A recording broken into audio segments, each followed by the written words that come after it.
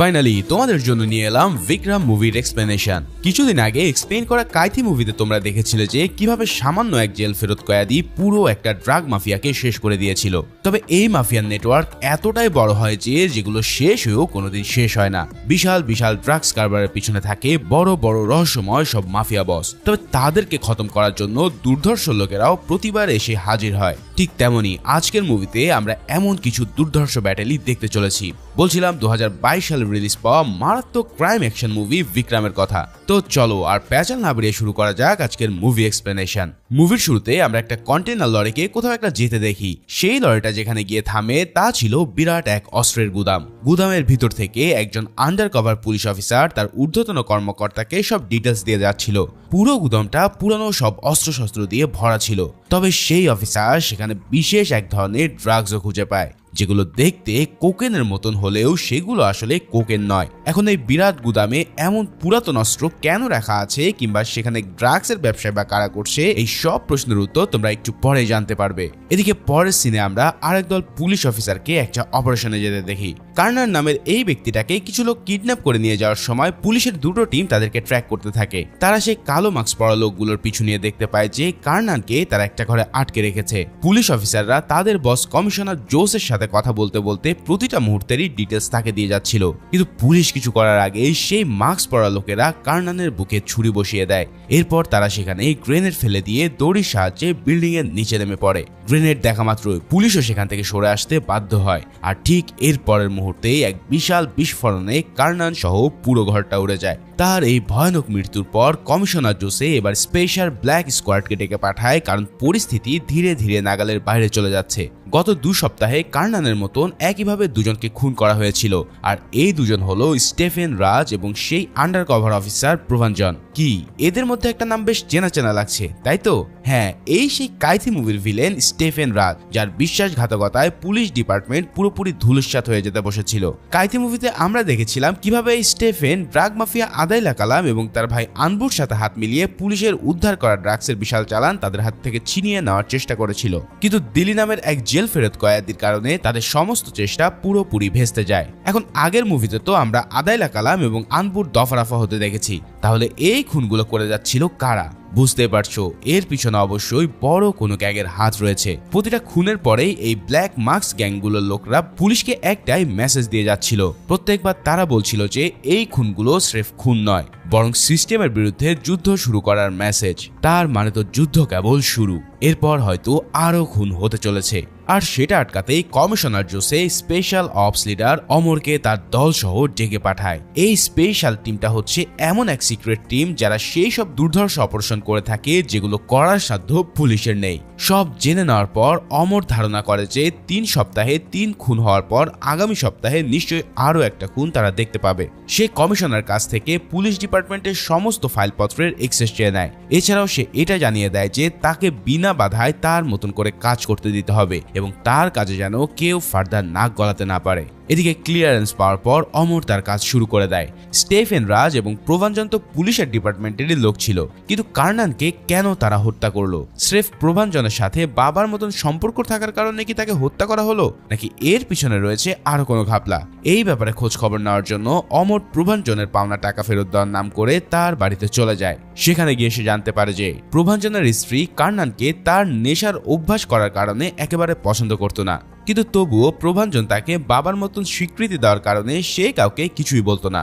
অমর ধীরে ধীরে কার্নানের সমস্ত লোকদের কাছে থেকে বিভিন্ন ডিটেলস আদায় করতে থাকে। এর পাশাপাশি আন্ডারকভার মিশন থেকে উদ্ধার করা ড্রাগসের ব্যাপারেও ইনভেস্টিগেশন চালাতে থাকে। তারপর টেস্ট করার পর জানা যায় যে এই ড্রাগসগুলো কোকেনেরই এক বিশেষ ফর্মুলায় তৈরি, যার নাম এরিথ্রোজাইলিন। এর মাত্র 5 গ্রাম থেকে প্রায় 5 কেজির মতন কোকেন তৈরি করা যায়। মানে ড্রাগস মাফিয়াদের কাছে এই ড্রাগসগুলো স্বর্ণের চেয়েও কোনো অংশে কম দামি না। এখন এই ড্রাগস ব্যবসায় মূল সাপ্লাই চেন ছিল চেন্নাইয়ে, আর সেটাকেই কন্ট্রোল করত আদাইলা কালামের গ্যাং, যাকে বলা হতো লুঙ্গি গ্যাং। তবে আদাইলা কালাম ছিল এই সিন্ডিকেটের ছোট্ট একটা গতি, আর এদের পিছনে আছে সন্ধ্যা নামা নামের আর এক বড় ড্রাগ মাফিয়া। আদাইলা কালাম এবং আনবু জেলে যাওয়ার পরে সন্ধ্যা নামায় নিজের সিন্ডিকেটে সব ভার তার দায়িত্বে নিয়ে নেয়। এর পরপরই সে তাদেরকে শেষ করে দিতে শুরু করে, যাদের কারণে তার কিছুদিন আগে 800 কেজির কোকেনের বিশাল এক চালান পুলিশের হাতে হারিয়েছে। যারা কাইথি দেখেছো তারা নিশ্চয়ই ব্যাপারটা মনে করতে পারছো, কিন্তু স্টেফেন রাজ ছিল তাদের পক্ষেরই লোক, তাই তাকে কে শেষ করেছে সেটা যেন সবার কাছে এক রহস্য। এদিকে অমর তার ইনভেস্টিগেশন চালানোর সময় জানতে পারে যে কার্নানের ভীষণ নেশা এবং ফুর্তির শখ ছিল।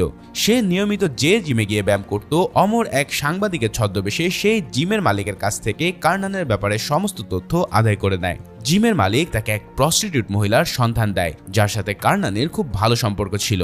আর কার্নানের বাড়ির কাজের মহিলা ভিমলাতায়ের কাছ থেকে অমর জানতে পারে যে কার্নান আসলে তার ছেলের মৃত্যুর পর থেকে নেশা শুরু করেছিল। ছেলের মৃত্যুর পর একমাত্র তার নাতি ছিল কাছের কেউ, অর্থাৎ ভিমলাতায়ের চোখে কার্নান ছিল খুবই ভালো মানুষ। অন্যদিকে কার্নানের পাশাপাশি সন্ধ্যা নামের ব্যাপারেও খোঁজ দিতে গিয়ে অমর জানতে পারে যে এই সন্ধ্যা নামই ভীষণ সাইকো আর খতরনাক এক গ্যাংস্টার। গত কয়েক মাস আগে সে প্রায় পুলিশের হাতে চলে এসেছিল। রেড দেওয়ার সময় একজন পুলিশ কনস্টেবল তাকে অ্যারেস্ট করে নেয়, যদিও সে তাকে চিনতে পারেনি, কারণ সন্ধ্যা নামের পুরো শরীরেই অনেকগুলো ট্যাটু আঁকানো ছিল। তাকে ধরে নিয়ে আসার সময় ওই কনস্টেবলের বন্দুক দিয়ে তাকে শেষ করে দেয়। এরপর সে পুরোই মাফিয়া স্টাইলে বের হয়ে এসে নিজের আস্তানায় ফিরে যায়। ভাইরে ভাই, এই দৃশ্যটা আসলে হেব্বি ছিল। যাই হোক, এই ঘটনার পর পুলিশ ডিপার্টমেন্টও টের পেয়ে যায় যে সন্ধ্যা নামকে ধরা এতটা সহজ না। তার পুরো গ্যাংয়ে নিজের ভাই এবং কাজিন মিলে মোট 24 জনই এই গ্যাং চালাতো।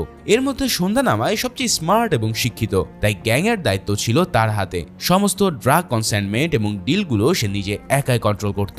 অমরের লোকেরা তার গ্যাংয়ের সুরেশ নামের একজন লোককে ধরতে সক্ষম হলেও অমর তার কাছ থেকে আরো বেশ কিছু খুঁটিনাটি ইনফরমেশন জেনে নেয়। এখানে তারা জানতে পারে যে সন্ধ্যা নামে ড্রাগ ডিলিং এর পাশাপাশি তার বাড়িতে বিশাল কোকেন আর মেথ তৈরির ল্যাব রয়েছে। মানে এ যেন ব্রেকিং ব্যাডের ওয়াল্টার হোয়াইটের তামিল ভার্সন। সন্ধ্যা নামের সেই ল্যাবে তার ফ্যামিলি সবাই কাজ করে, আর সন্ধ্যা নাম নিজেই সবকিছু তদারকি করত। কেমিক্যাল এবং ওষুধ নিয়ে তার যথেষ্ট জ্ঞান থাকার কারণে তাকে এলাকার মানুষরা ডাক্তার বলেও সম্বোধন করে। তবে তার এই ডার্ক সাইডটাও সবার মাঝে বেশ ভালোভাবে পরিচিত ছিল।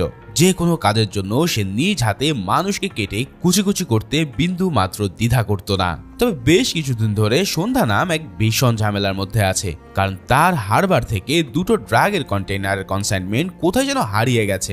কারা যেন আস্ত দুটো কন্টেইনারকে গায়েব করে দিয়েছে। এখন এই হারিয়ে যাওয়ার খবরটা যদি তার বস রোলেক্স জানতে পারে, তাহলে তার কোনো অস্তিত্বই থাকবে না। অর্থাৎ সন্ধ্যা নাম একাই এই সিন্ডিকেটের সবচেয়ে বড় বস নয়, তার উপরেও আছে রোলেক্স, যে সরাসরি কারোর সাথে তেমন একটা দেখা করে না ঠিকই, কিন্তু তার ফোন কল যদি কারোর ফোনে আসে তাহলে তাদের প্যান্ট ভিজে যাওয়ার মতন অবস্থা হয়ে যায়। এখন প্রশ্ন হচ্ছে, এই কন্টেইনারগুলোকে আসলে গায়েব করলো কে? এখন সেটার উত্তর আমরা ধীরে ধীরেই জানতে পারবো। ওদিকে আমরা সেই পতিতার কাছে গিয়ে জানতে পারি যে কার্নান কোনোদিনই তার সাথে কোনো অসামাজিক কার্যক্রমে লিপ্ত হতো না।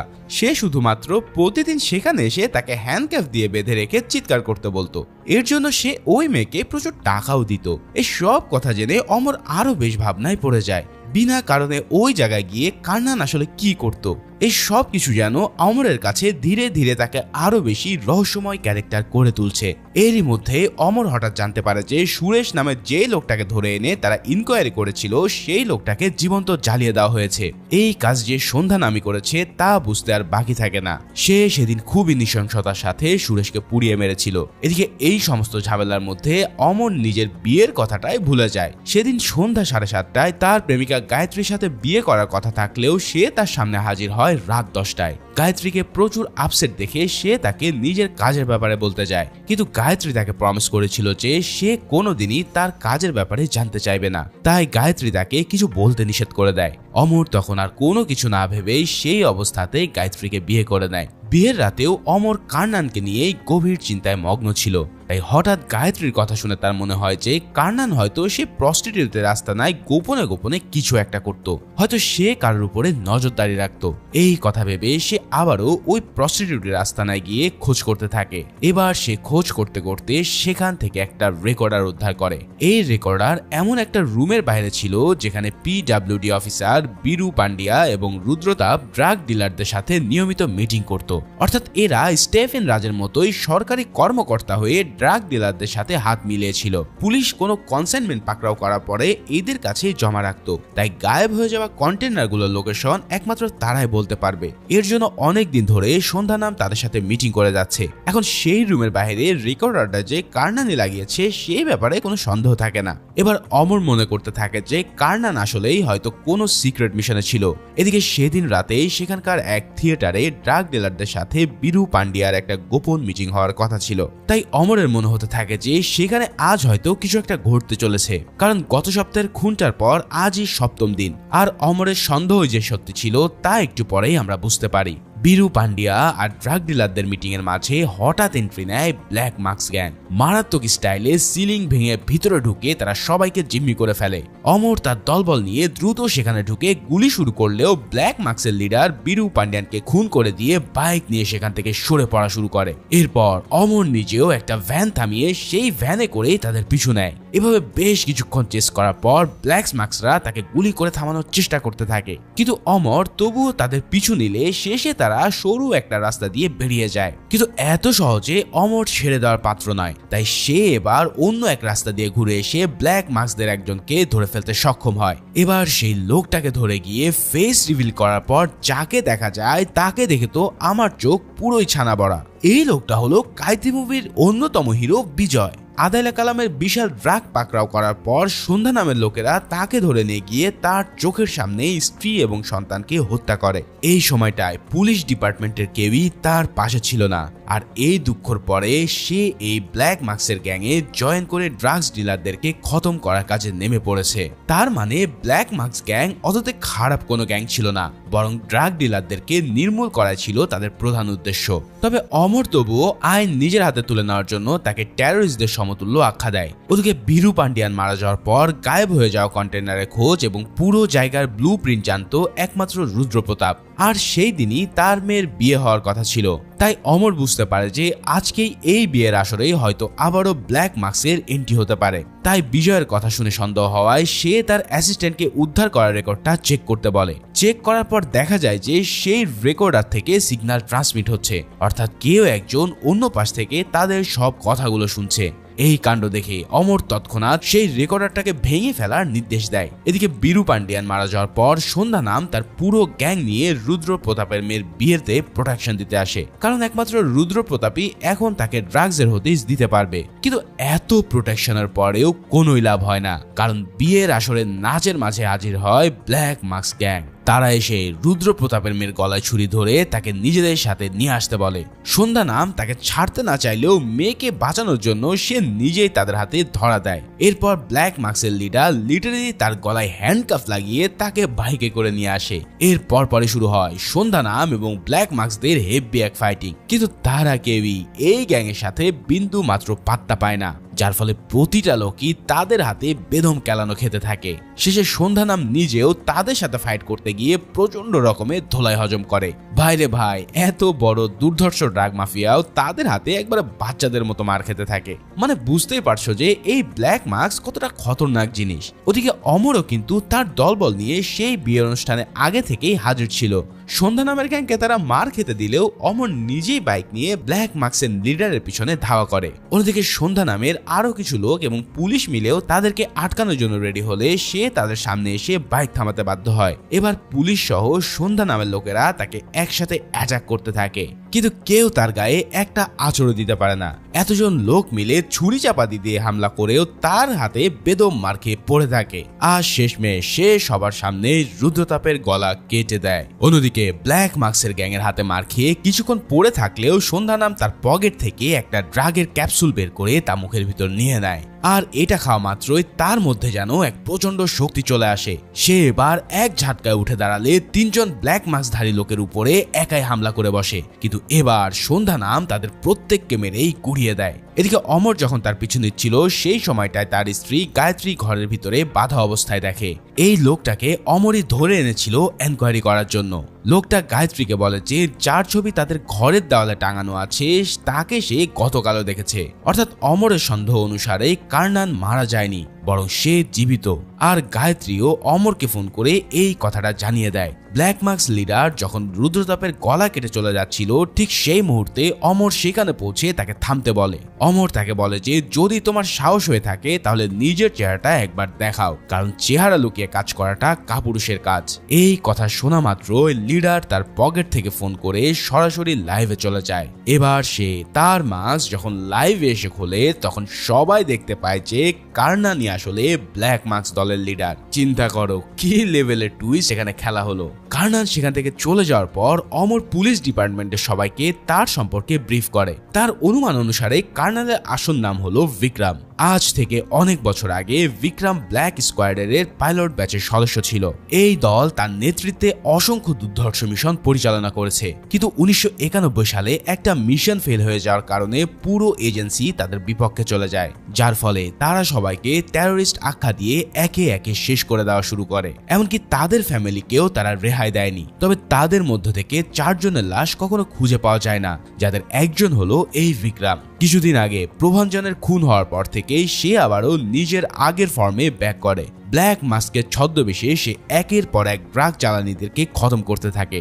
প্রভাঞ্জনের খুনের পিছনে দায়ী সব ব্যক্তিকে সে একে একে উপরে পাঠিয়ে দেয়। কিন্তু ওয়েট, প্রভাঞ্জনকে না ব্ল্যাক মার্কস দলই মার্ডার করেছিল? এই ব্ল্যাক মার্কস দল তো কার্নান অর্থাৎ বিক্রম নিজেই। তাহলে বিক্রমের প্রভাঞ্জনের মৃত্যুর প্রতিশোধ নেওয়ার কথা কোথা থেকে আসছে? সবকিছু যেন কেমন গুলিয়ে যাচ্ছে, তাই না? চিন্তা করো না, ধীরে ধীরে তোমরা সবাই এই রহস্যের জাল খুলতে পারবে। এদিকে পুলিশ ডিপার্টমেন্টকে এই সব কিছু বলার পর অমর তার মিশন এখানে শেষ করতে চায়, কারণ বিক্রম ছিল তাদের সিনিয়র আর তারা তার উপরে অন্যায় করেছিল।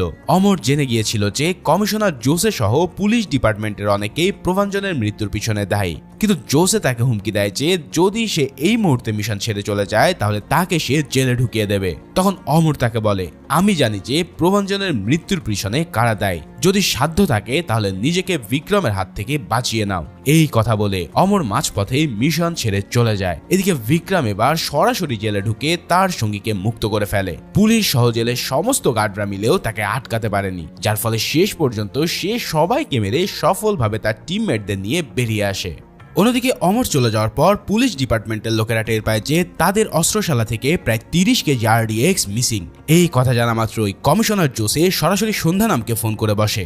সন্ধ্যানাম ইতিমধ্যে রোলাক্সের হুমকিতে বেশ পেরেশানি ছিল, তার উপরে জোসের ফোন পেয়ে সে আরো বেশি বিরক্ত হয়। কিন্তু যখনই জোসে তাকে জানায় যে পুলিশ ডিপার্টমেন্ট থেকে 30 কেজি RDX গায়েব, তখন তার হুঁশ উড়ে যায়। জোসে এবং সন্ধ্যানাম দুজনেই বুঝতে পারে যে তাদের ল্যাব সময় উড়িয়ে দেওয়ার জন্য এই বোমাগুলো হয়তো তাদের বাড়িতে ফিট করা হয়েছে। আসলে এই কাজটা করেছে অমরের দল। এখন বোমার ব্যাপারটা টের পাওয়া মাত্রই সন্ধ্যানাম সবাইকে কোনো কিছু না ছুঁয়ে বাইরে বেরিয়ে আসতে বলে। তাড়াহুড়া করে সবাইকে নিয়ে বেরিয়ে আসতে পারলেও তার এক ভাই তখনও বাথরুমের ভিতরে ছিল। সন্ধ্যানাম তাকে ফোন করে কোনো জিনিস স্পর্শ করতে নিষেধ করলেও তার ভাই পাশের ফ্ল্যাশের শিকল ঝুলতে দেখে সেটা ধরে টান দেয়। আর এই শিকলটাই ছিল সমস্ত বোমার ট্রিগার, যার কারণে ট্রিগার চাপা মাত্রই পুরো বিল্ডিং এর চারিদিকে রাখা অসংখ্য বোমা ব্লাস্ট হয়ে বিল্ডিংটা লিটারেলি তাসের ঘরের মতন ভেঙে পড়ে। সন্ধ্যানামের ল্যাব সহ তার বাড়ির চোখের পলকেই ধূলিসাৎ হয়ে যায়। আর অমর ওদিকে এই কাজ শেষ হওয়ার পর গোপনে তার সব সঙ্গীদের দূরে পাঠিয়ে দেয়। এবার আমাদেরকে একটা ফ্ল্যাশব্যাকে নিয়ে যাওয়া হয়, যেখান থেকে সব রহস্যের জট ধীরে ধীরে খুলতে শুরু করে। সন্ধ্যানামের গায়েব হয়ে যাওয়া কন্টেনারগুলো আসলে গায়েব করেছিল আন্ডার কভার অফিসার প্রভাঞ্জন। আর এই ব্যাপারটা জানতে পেরে কমিশনার জোসের সাহায্যে সন্ধ্যানামের লোকেরা তাকে তুলে প্রচুর টর্চার করে। জোসে নিজেও তাকে ফুসলিয়ে এবং লোভ দেখিয়ে কন্টেনারগুলোর লোকেশন আদায় করতে চায়, কিন্তু প্রভাঞ্জন মোটেও তার মুখ কোনোভাবেই খোলেনি। সে উল্টো হুমকি দিয়ে বসে যে যদি তার বাবা জানতে পারে তাহলে সে সবাইকে শেষ করে দেবে।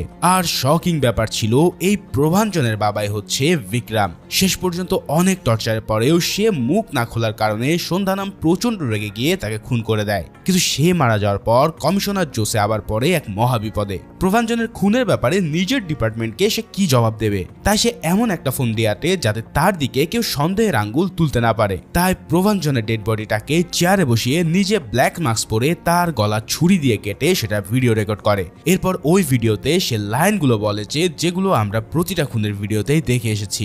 এরপর ব্যাপারটাকে এমন ভাবে সাজিয়ে দেওয়া হয় যেন কোনো টেরোরিস্ট গ্রুপ প্রভাঞ্জনকে মেরে ফেলেছে। কিন্তু বিক্রম এই সবকিছুর রহস্য উদ্ঘাটনের নামতে গিয়ে সব সত্য জেনে ফেলে। প্রথমে সে ঠিকই একই স্টাইলে নিজের খুনের একটা নাটক সাজায়। এরপর সে সবাইকে ঠিক এমন ভাবে মারে যেভাবে তার ছেলেকে হত্যা করা হয়েছিল। আর এভাবেই শুরু হয় বিক্রমের ব্ল্যাক মার্কস গ্যাং। কি রহস্যের জাটাবার খুলতে পারছো তো? অন্যদিকে নিজের সব হারিয়ে সন্ধ্যা নামের এখন পুরোই চোখে অন্ধকার দেখার মতো অবস্থা। কিন্তু যদি মিসিং হওয়া সেই কন্টেনার দুটো রোলেক্স ফেরত পায় তাহলে সে এই যাত্রায় বেঁচে যাবে। তাই কমিশনার জোসে তাকে সেই পথের উপায় বদলে দেয়। বিক্রমের ছেলে মারা যাওয়ার পর তার কাছে একমাত্র অবলম্বন হিসেবে আছে তার নাতি। যদি কোনোভাবে সে ছোট্ট বাচ্চাকে কিডন্যাপ করা যায় তাহলে বিক্রম তাদের সব কথা মেনে চলতে বাধ্য। এছাড়াও জোসে সন্ধ্যা নামকে অমরের স্ত্রী গায়ত্রীর সন্ধানও দিয়ে দেয়, কারণ অমরই তার ল্যাব ধ্বংস করেছে। এই সব শোনার পর সন্ধ্যা নামও প্রচন্ড প্রতিশোধের নেশায় দুই শত্রুকে শেষ করার কাজে লেগে পড়ে। অন্যদিকে বিজয় সহ বিক্রমের দলের সবাই বুঝতে পারছিল যে সন্ধ্যা নাম ধীরে ধীরে তাদের সব প্ল্যান জেনে যাবে। তাছাড়া কন্টেনার কোথায় আছে তা জানতেও আর বেশি দিন লাগবে না। তাই বিজয় বিক্রমকে বলে যে তাদের এখনই উচিত সন্ধ্যা নামকে খতম করে দেওয়া। কিন্তু বিক্রম জানায় যে তাদের এই জার্নিটা কেবলই তার ছেলের খুনের রিভেঞ্জ নেওয়ার উদ্দেশ্য ছিল না, তার মূল উদ্দেশ্য হচ্ছে এই গ্যাংয়ের একেবারে গোড়ায় পৌঁছে পুরো সিন্ডিকেটটাকে শেষ করে দেওয়া। যদি সন্ধ্যা নামকে তাদের মারতেই হয় তাহলে এমন ভাবে মারতে হবে যাতে ন্যাশনাল নিউজ হয় আর তার নাতি বড় হয়ে যেন সবাইকে নিজের দাদার গল্প শোনাতে পারে। অর্থাৎ বিক্রম এটাও রিভিল করে যে প্রভাঞ্জনই তার নিজের আপন ছেলে। ওদিকে অমর হঠাৎ বিক্রমকে ফোন করে তার আইডেন্টিটি রিভিল করে দেওয়ার জন্য ক্ষমা চায়। সে জানায় যে সে নিজেও বিক্রমের একজন বড় ফ্যান। তার সাথে এই কল শেষ হওয়ার পরপরই অমরের কাছে আর একটা ফোন আসে। অমর কিন্তু তার স্ত্রী গায়ত্রীকে আগেই ফোন করে দ্রুত ঘর থেকে বেরিয়ে যেতে বলেছিল, কারণ সে জানতো যে সন্ধ্যা নাম অবশ্যই তার পরিবারের পিছনে উঠে পড়ে লাগবে। কিন্তু গায়ত্রী বের হয়ে যাওয়ার আগেই সন্ধ্যা নাম গিয়ে তাকে ধরে ফেলে এবং অমরকে ফোন করে সে কলে থাকা অবস্থাতেই গায়ত্রীকে হত্যা করে দেয়। কিছুক্ষণ পর হাঁপাতে হাঁপাতে বাসায় পৌঁছে অমর তার প্রিয়তমা স্ত্রীর লাশ দেখতে পায়। মুহূর্তে তার মাথায় যেন আকাশ ভেঙে পড়ে আর সে ভালো করে বুঝতে পারে যে সন্ধ্যা নামকে তার স্ত্রীর ব্যাপারে কে জানিয়েছে। এখন সেই লোকটাকে সবার আগে শেষ করা ছাড়া তার জীবনের আর কোনোই লক্ষ্য নেই। অন্যদিকে সন্ধ্যা নামের আরেক দল বিক্রমের বাড়িতে গিয়ে তার নাতিকে কিডন্যাপ করতে যায়। তাদেরকে আসতে দেখে বাড়ির কাজের মেয়ে ভিমলাতাই দ্রুত প্রভাঞ্জনের স্ত্রীকে বলে যে বিক্রমকে কল করতে, কিন্তু সেই মহিলা ইতস্ত করতে থাকলে ভিমলাতাই নিজেই বিক্রমকে ফোন করে বসে। এবার আমরা জানতে পারি যে এই ভিমলাতাই আসলে নিজেই টিনা নামের আরেক আন্ডার কভার এজেন্ট। ভাইরে ভাই, এই মুভির প্রতিটা সিনে যেন এক এক করে রহস্য রিভিল হচ্ছে। বিক্রমকে ফোন করে জানানোর পর ভিমলাতাই প্রভাঞ্জনের স্ত্রীকে একটা সিক্রেট চেম্বারে লুকিয়ে রাখে। এরপর সন্ধ্যা নামের লোকেরা ভিতরে ঢুকে পড়লে সে একাই তাদের সাথে ফাইট করতে থাকে। দেখো, একজন মহিলা হয়েও প্রায় 20 জনকে সে একাই খতম করে দেয়, কিন্তু শেষ পর্যন্ত এক লোক এসে তাকে ছুরি দিয়ে হত্যা করে বসে। এদিকে বিক্রম দ্রুত তার বাড়িতে এসে ভিমলাতাইকে মৃত অবস্থায় দেখতে পায়। এরপর সে দোতলায় গিয়ে দেখে তার নাতি এখনো দোলনাতে আছে, তবে ঘরের বাইরে আরো কিছু লোক তাকে মারার জন্য রেডি হয়েছিল। তাদের মধ্যে একজন এসে তার পিঠে একটা ছুরি বসিয়ে দিলে সেও তাকে শেষ করে দেয়। এরপর পিঠ থেকে ছুরিটা তুলে নিয়ে সে একাই তাদের খতম করতে থাকে।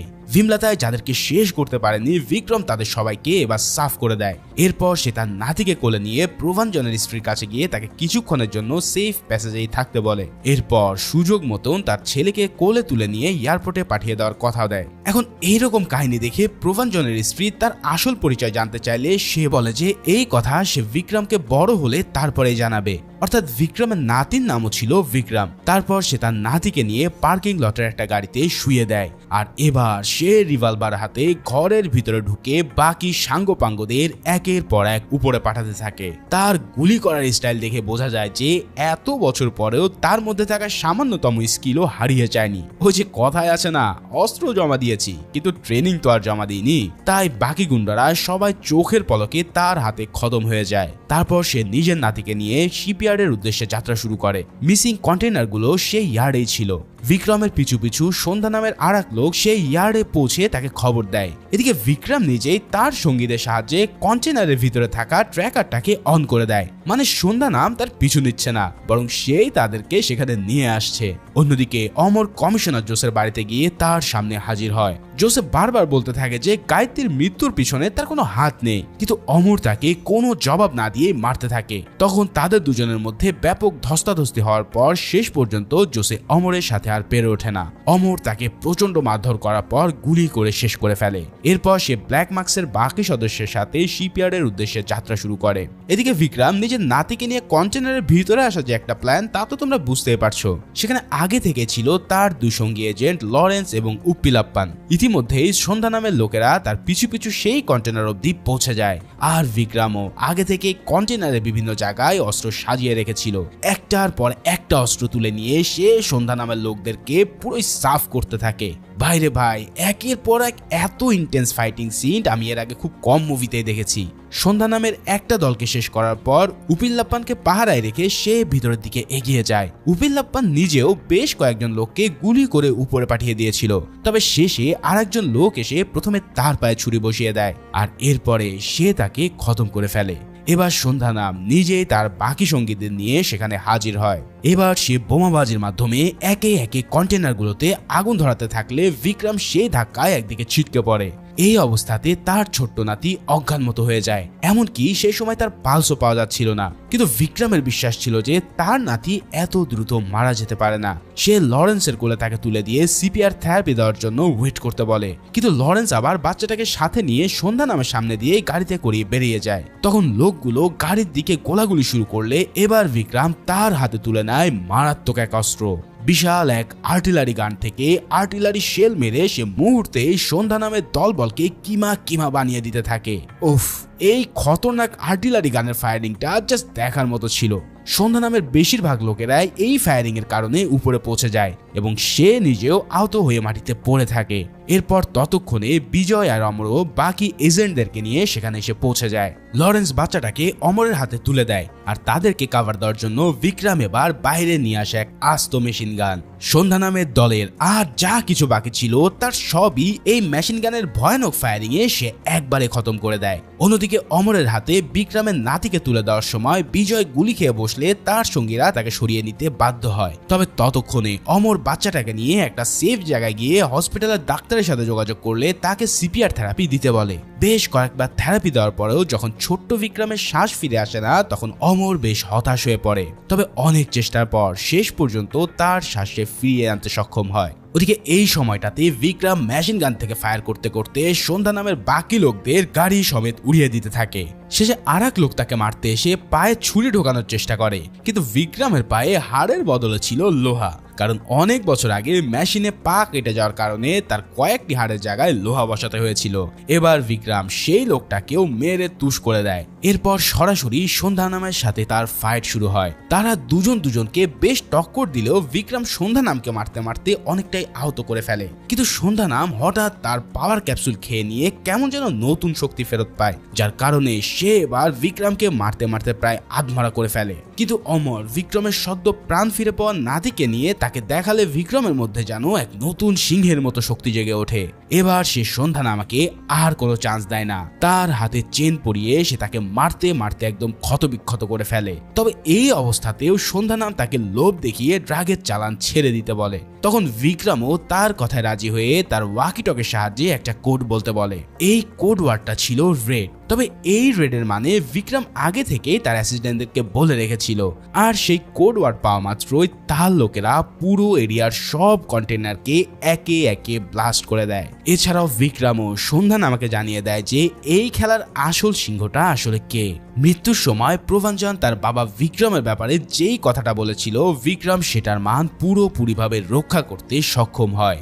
আর এরপরে সে সন্ধ্যা নামাকে মারার জন্য ছেড়ে দিয়ে সেখান থেকে বেরিয়ে আসে। তো ফাইনালি বিক্রম তো তার প্রতিশোধ নিয়েই নেয়। তার নাতিকেও সে নিরাপদে নিজের পুত্রবধূর কাছে দিয়ে তাদেরকে আমেরিকায় পাঠিয়ে দেয়। কিন্তু কাহিনী এখনো অনেক বাকি। সন্ধ্যা নামকে খতম করার পরেও এই সিন্ডিকেটে সবচেয়ে বড় নামটা কিন্তু এখনো ধরা ছোঁয়ার বাইরে। আর সেই নাম দেখার জন্য এবার আমরা মুভির পর্দায় দেখতে পাই সেই বহুল প্রতীক্ষিত বস রোলেক্সকে। ভাইরে ভাই, এই রোলেক্সের যেই সোয়াগ, বিশ্বাস করো পুরো সিনেমার মধ্যে রোলেক্সের এই এন্ট্রি সিনটা যা ছিল, ওফ, এক কথায় অস্থির। এই রোলেক্স যে কি মাপের সাইকো সেটা আমরা পরের সিনে দেখতে পাই। খালি একজন এসে তাকে রোলেক্স নামে ডাকার কারণে সে এক কোপে তার মাথা দুভাগ করে দেয়। তার কথা হচ্ছে, কেউ আমার নাম ধরে ডাকতে পারবে না, এখন থেকে সবাই আমাকে স্যার বলে ডাকতে হবে। ইয়েস স্যার, ওকে স্যার, ঠিক এইভাবে এই দৃশ্য দেখে সবাই সেখানে পুরোই ভরকে যায়। আসলে আদালে কালাম আর আনবু ততদিনে জেল থেকে ছাড়া পেয়ে গিয়েছিল। মানে সরকারি সিস্টেমে কত যে দুর্নীতি আছে তার কোনো ইয়াত্তা নেই। এবার তারা রোলেক্সকে সেই সমস্ত ব্যক্তির নাম জানায় যাদের জন্য তাদের হাত থেকে একের পর এক ড্রাগসের চালান ফেসে গেছে। এই লোকগুলো কে কে তা তো তোমরা বুঝতেই পারছো। তারা হলো কাইতি মুভির সেই দিলি, বিক্রম এবং অমর। রোলেক্স তার লোকদের সাফ জানিয়ে দেয় যে কারো ভয়ে সে ড্রাগের স্মাগলিং বন্ধ করবে না। এরপর সে দিলি, বিক্রম আর অমরের মাথার দাম হিসেবে বিশাল এক পুরস্কার ঘোষণা করে সেখান থেকে বিদায় নেয়। এখানে রোলেক্সের যেই লেভেলের চাহনি সেটা দেখে তো তোমরা বুঝতে পারছো যে এই রোলেক্স কত বড় মাপের খতরনাক। তবে এর চেয়েও আরো একটা টুইস্ট হচ্ছে যে এই পুরো গ্যাংয়ের মধ্যে উপস্থিত ছিল স্বয়ং বিক্রম নিজেই। তার মানে রোলেক্স যদি চলে ডালে ডালে তাহলে বিক্রম যে চলে পাতায় পাতায় তা তো তোমরা বুঝতে পারছো। ফলে এখন তার নেক্সট টার্গেট যে এখন রোলেক্সই সেটা এই মুভির এন্ডিং এ দেখা যায়। তো বুঝতেই পারছো এরপর নিশ্চয়ই আরো কোনো বড় ধামাকা আসতে চলেছে, যেখানে হয়তো একযোগে দিলি, অমর আর বিক্রমকে পাঙ্গা নিতে দেখা যাবে রোলেক্সের সাথে। ঠিক এমন একটা সিনের মধ্য দিয়ে এই মুভিটা এখানেই শেষ হয়। এই ইউনিভার্সের আরো একটা মুভি বাকি আছে আর তার নাম হচ্ছে লিও। খুব শীঘ্রই এই লিও মুভিটা নিয়েও হাজির হব তোমাদের জন্য। সে পর্যন্ত সবাই ভালো ও সুস্থ থাকো। দেখা হচ্ছে পরের কোনো ভিডিওতে। সে পর্যন্ত আল্লাহ।